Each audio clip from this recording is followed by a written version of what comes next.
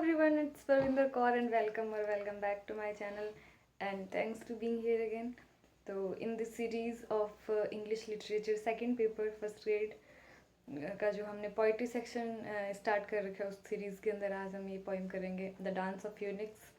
और as you all know that कि 8 में से जो 5 पॉइंट्स है वो हम कर चुके हैं। ये 6 नंबर की पोइम है जो कि कमला दास ने लिखी है।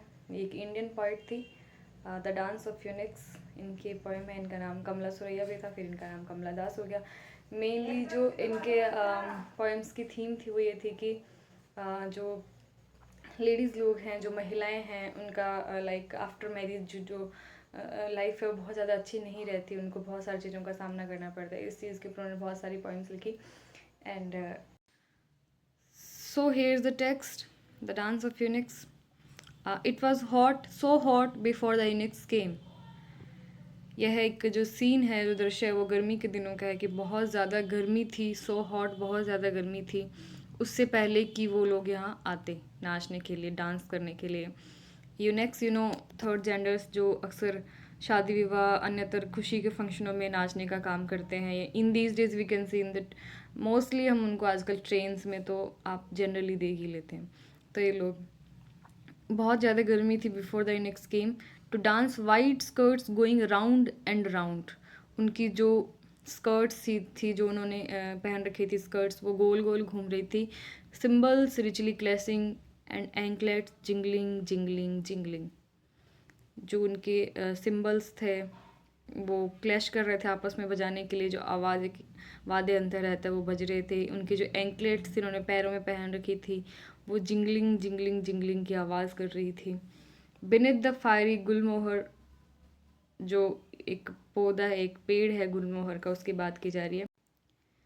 With long braids flying, dark eyes flashing, they danced and they dance, oh they dance till they bled. गुलमोहर के पेड़ के नीचे बता रहा है कि उन्होंने स्कर्ट्स पहन रखी थी, लॉन्ग ब्रेड्स, लंबी चोटियाँ गुथी हुई थी।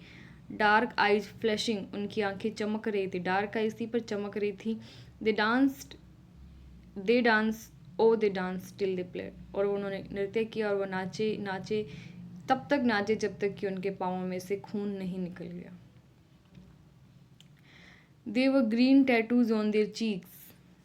यहाँ जो पोइट है वो उनकी जो वेशभूषा है, जिस तरीके से वो दिखते थे, उसके बारे में मतलब बताने की कोशिश कर रही है कि वो उनकी ऐसे लॉन्ग ब्रेड्स थी, ऐसी स्कर्ट्स थी, जिंगलिंग जिंगलिंग करते, उनके पैरों में एंकलेट्स थे और टैटूज बन रखे थे, आंखें ऐसे डार्क थी। इस तरीके की जो उनकी वेशभूषा है उसके बारे में बताना चाह रही है, ताकि जो रीडर हैं, जो पढ़ने वाले हैं, वो उस चीज़ को फील कर सके दैट हाउ दे लुक, वो उस समय कैसी नज़र आ रही थी। They were green tattoos on their cheeks, jasmine in their hair, उनके बालों में जैस्मीन के फूल लगे हुए थे। Some were dark and some were almost fair, कुछ डार्क कलर में थी, काले रंग की थी, और कुछ लगभग क्या थी, गोरी थी। तो एक बार एक क्वेश्चन पूछा था, मतलब एक बार क्या, जब मैंने एग्ज़ाम दिया था उस टाइम ये क्वेश्चन पूछा था कि कौन से फूल की बात करी गई है, निम्न में से कौन सा फूल है। वहाँ 4 फूल दे रखे थे कि इसमें नहीं आया, तो गुलमोहर का जैसे इसमें जिक्र हो गया है एक बार, जैस्मीन के फूल उसने बालों में लगाए थे। तो अब ऐसे छोटी छोटी बातों का ध्यान रखना है। टैटूज़ कहाँ थे, चीक्स पे थे। टैटूज़ कौन से कलर के थे, ऑब्वियसली ग्रीन कलर के थे, और जैस्मीन के उन्होंने फूल लगा रखे थे। देयर वॉइसेस वर हार्श, उनकी आवाज़ें क्या थी, खुरदरी थी। हम सब ने सुना है तो उनकी वॉइसेस। देयर सॉन्ग्स मेलंकली, उनके दुख, उनके जो गीत थे वो दुख भरे थे। दे सैंग ऑफ लवर्स डाइंग और चिल्ड्रन लेफ्ट अनबर्ड, वो किस चीज़ के गाने गाती थी, किस चीज़ के गीत गाती थी, दुख भरे। लवर्स डाइंग, वो प्रेमी जिनकी मृत्यु होगी, और वो बच्चे जो पैदा नहीं हो सके। एक प्रकार से कवि ने इसको सैटायरिकल, जो पॉइंट है उसने सैटायरिकल वे में इसको प्रेजेंट किया है कि जो ये यूनिक्स हैं, जो थर्ड जेंडर्स हैं, इनकी कभी भी ये बेबी नहीं कर सकते, कभी भी इनके बच्चे नहीं हो सकते हैं। नो वन, ना आप कभी इनकी शादी हो सकती है। No one love them like husband और वाइफ और and children like mother father, कभी भी इनको मदर फादर का ऐसा लाइक प्रेम नहीं मिल सकता। तो उस चीज़ के लिए जो है ना, हमेशा मतलब ये दुखी रहते हैं, उदास रहते हैं। तो उसके बारे में ये बात कर रहे हैं। फिर आ जाता है सेकेंड स्टैंजा।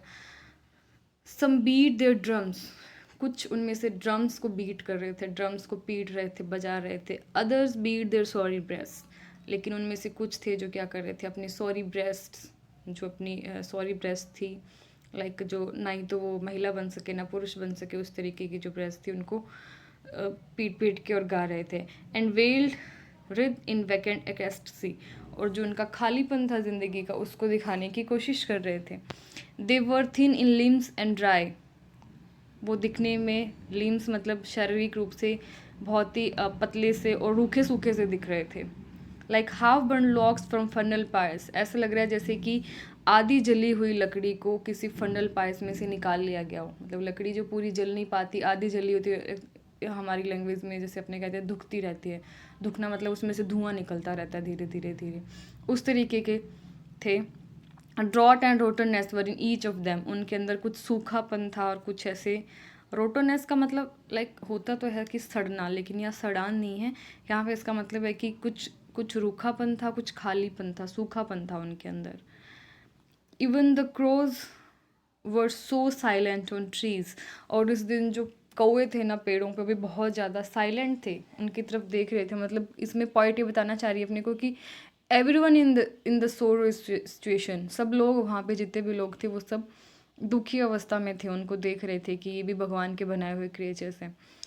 तो जो क्रोज थे वो साइलेंट थे। And the children wide eyed, और जो बच्चे थे वो भी ऐसे खुली आंखों से एक टक उनको देख रहे थे, वो वहाँ अपनी परफॉर्मेंस दे रहे थे, वो नाच रहे थे, बच्चे देख रहे थे, पेड़ों पे क्रो है ना वो देख रहे थे।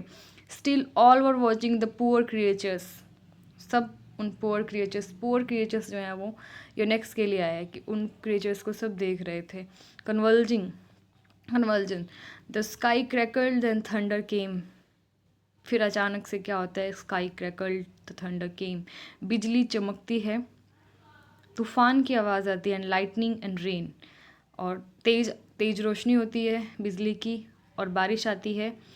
अ meagre rain that smelt of dust in attics and the urine of lizards and mice. A meagre rain, meagre का मीन है यहाँ पे बहुत थोड़ी सी बारिश, बहुत थोड़ी सी बारिश होती है जिसकी वजह से स्मेल्ट ऑफ डस्ट इन एटिक्स, एटिक्स होते ऊपर का जो सामान रखने के लिए बनाई जाती हैं चीज़ें, या फिर वी कैन से कि छत के ऊपर जो छज्जे से बनाए जाते हैं वो, वहाँ पे डस्ट की स्मेल आने लगी थी। और उस स्मेल के अंदर क्या मिक्स हो गया था, the urine of lizards and mice, चूहों और जो छिपकलियाँ हैं उनके यूरिन की स्मेल हल्के से डस्ट की स्मेल के साथ मिक्स होकर आ रही थी, इतनी थोड़ी सी बारिश हुई थी। तो इस बात से भी जो पोएटेस है, जो कमला दास है, वो बताना चाह रही है कि बारिश भी इतनी थोड़ी हुई थी कि पूरा भिगो नहीं पाई, आधा गीला सूखा सा कर दिया। और इसी तरीके का एग्जाम्पल उन्होंने पहले दिया था हाफ बर्न लॉग, जैसे कि आधी जली हुई लकड़ी। मतलब जो पोएटिस है वो इसमें उनका खालीपन है ना, जो उनका अधूरापन है जो कभी भी भर नहीं सकता, जिसको नो वन कैन फिल, उसको दिखाने की कोशिश की है इसमें यूनिक्स के बारे में। ये poem are very very heart touching poem, बहुत ही ज़्यादा मार्मिक है अगर हम उनके बारे में सोचें। The pain they feel every time when they see a mother with a child, when they see a father with a child, तो the pain we can feel. तो उसके बारे में ये पोएम थी। And thank you for watching, thank you so much.